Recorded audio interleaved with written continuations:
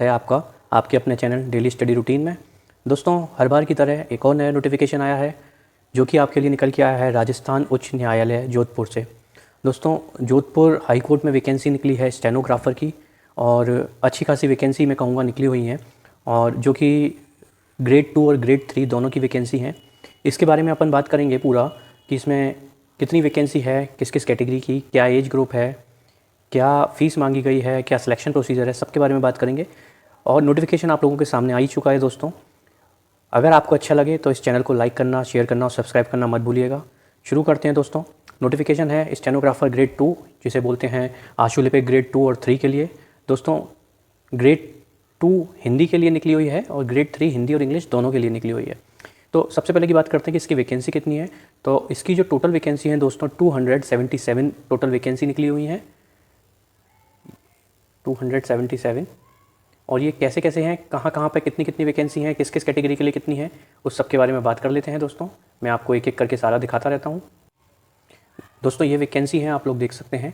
ये जो वैकेंसी है ये ग्रेड 3 हिंदी के लिए है, जिसमें unreserved, EWS, SC, ST, OBC, MBC यानी कि मोर बैकवर्ड क्लासेस, सबकी अलग अलग वैकेंसी हैं और उनको भी अंदर डिवाइड किया हुआ है। जैसे अगर एक अजमेर के लिए अपन बात करें तो टोटल 11 वैकेंसी हैं, जिसमें UR के लिए 5 हैं, फीमेल के लिए 2 हैं, विडो, डाइवोर्ज और एक्स सर्विसमैन के लिए कोई नहीं है। तो इसी के हिसाब से EWS, SC, ST, OBC, MBC सबके लिए अलग अलग वैकेंसी हैं दोस्तों। तो ये जो टोटल वैकेंसी है 237 है, जो कि हैं ग्रेड 3 हिंदी के लिए। इसके अलावा दोस्तों बात करें तो ग्रेड 3 हिंदी, ये इन्होंने इसको भी डिवाइड किया हुआ है गैर अनुसूचित क्षेत्र और अनुसूचित क्षेत्र, यानी कि ट्राइबल एरिया और नॉन ट्राइबल एरिया में। तो वो ट्राइबल एरिया में 237 है और नॉन ट्राइबल एरिया में 10 वैकेंसी हैं टोटल हिंदी की, ग्रेड 3 की।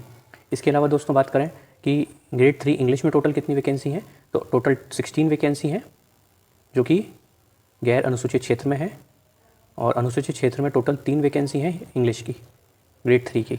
ठीक है दोस्तों, इसके अलावा अगर बात करें कि ग्रेड 2 में हिंदी की कितनी वैकेंसी है, तो ग्रेड 2 में हिंदी की टोटल 8 वैकेंसी हैं और अनुसूचित क्षेत्र में 3 वैकेंसी हैं। तो इस तरीके से अगर हम मैक्सिमम देखें तो मैक्सिमम जो वैकेंसी है वो ग्रेड 3 में हिंदी की वैकेंसी है, जो कि 237 है। अलग अलग क्षेत्र में दोस्तों अलग अलग हैं, आप लोग देख सकते हैं। सब जगह का, अजमेर, अलवर, बलोटा, बरौन, सब जगह का अलग अलग है।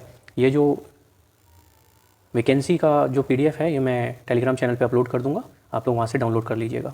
दोस्तों, इसके बाद अगर हम बात करें कि इसकी एप्लीकेशन डेट क्या है, तो इसकी जो एप्लीकेशन डेट है दोस्तों वो है 1 अगस्त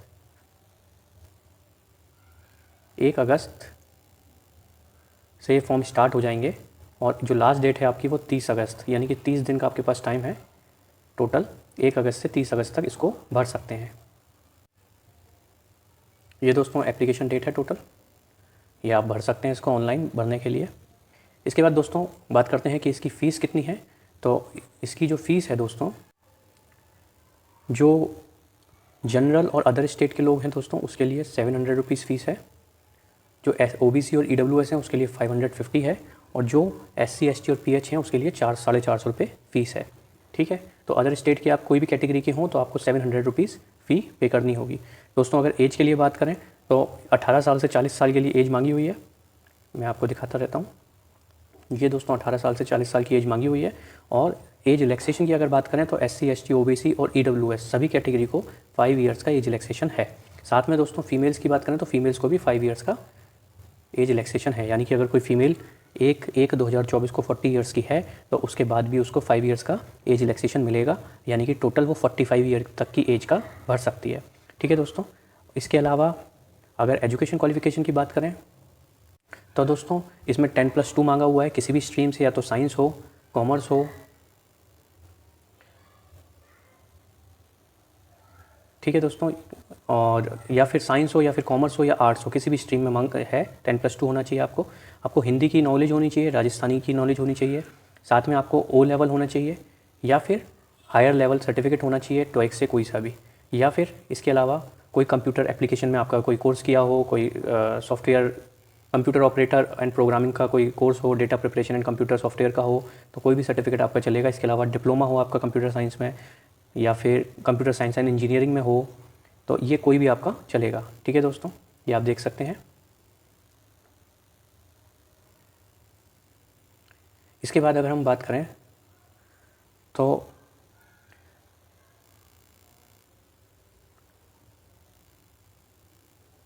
एक कि इसमें सिलेक्शन कैसे होगा। तो दोस्तों इसका सिलेक्शन प्रोसीजर, इसमें कोई भी एग्ज़ाम कंडक्ट नहीं होगा, इसमें केवल आपकी स्टेनोग्राफर की वैकेंसी है, तो केवल इसमें मेन आपका शॉर्ट हैंड मांगा हुआ है, डिक्टेशन होगी आपकी, उसके बाद आपको टाइपिंग करना होगा।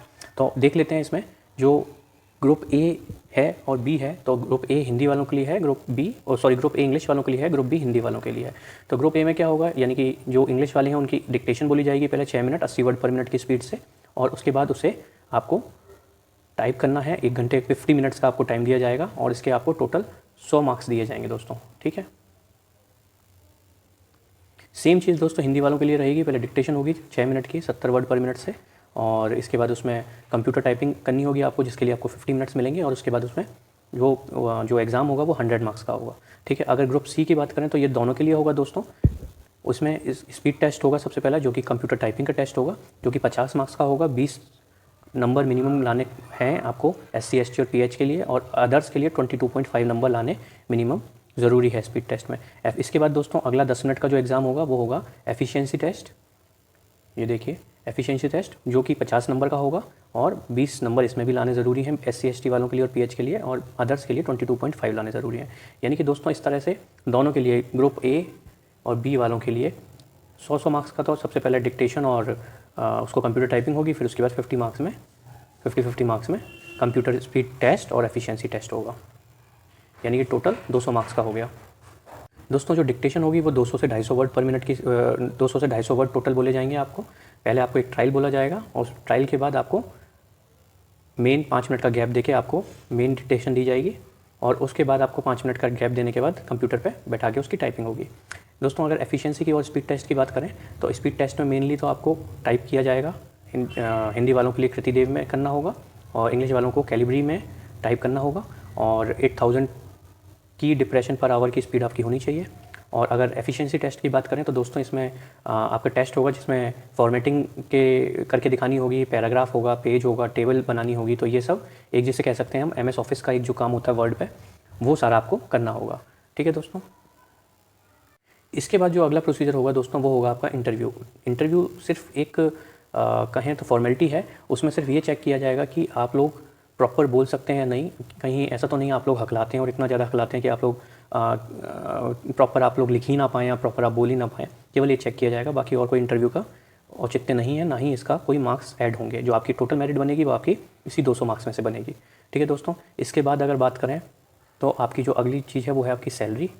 तो दोस्तों सैलरी से पहले मैं आपको बता दूं कि इसमें सबसे मेन चीज़ जो है वो है आपका प्रोबेशन पीरियड, जो कि 2 साल के लिए रहेगा, और 2 ईयर्स के प्रोबेशन पीरियड में दोस्तों आपको जो फिक्स्ड सैलरी मिलेगी, जिसे एमोल्यूमेंट कहते हैं, वो मिलेगा 23,700 रुपये। यानी कि 2 साल तक आपको 23,700 रुपये मिलेंगे। जैसे ही आपका प्रोबेशन पीरियड पूरा होगा उसके बाद आपको L10 यानी कि लेवल 10 राजस्थान कैडर के हिसाब से आपको लेवल 10 मिलेगा, जो कि 3600 ग्रेड पे होता है। और जो इसका बेसिक है वो है 33,800 से 1,06,700, तो ये ग्रेड पे मिलेगा आपको। अगर इसका ओवरऑल कंक्लूजन बताऊं तो समवेयर अराउंड आपको जो सैलरी मिलेगी वो 50,000 आपकी सैलरी बैठेगी, ठीक है दोस्तों। तो ये आप इसकी तैयारी में लग जाइए। दूसरा दोस्तों एक मेन चीज़ बता देता हूँ, इसमें जो फाइनल लिस्ट आएगी उसके अलावा एक साथ में रिज़र्व लिस्ट भी आएगी, जिसमें टोटल वैकेंसी के 50% लोगों को रिज़र्व किया जाएगा, यानी कि 277 डिवाइडेड बाय 2 इतने लोगों को रिज़र्व लिस्ट में रखा जाएगा। तो तैयारी कर लीजिए टोटल आप, और अगर कोई भी डाउट है, कोई प्रॉब्लम है तो ज़रूर मुझे बताइएगा, इसमें कमेंट करिएगा, मैं कोशिश करूँगा आपकी प्रॉब्लम सॉल्व करने के लिए दोस्तों। बाकी आप तैयारी में लग जाइए, तब तक के लिए शुक्रिया, थैंक यू, जय हिंद दोस्तों।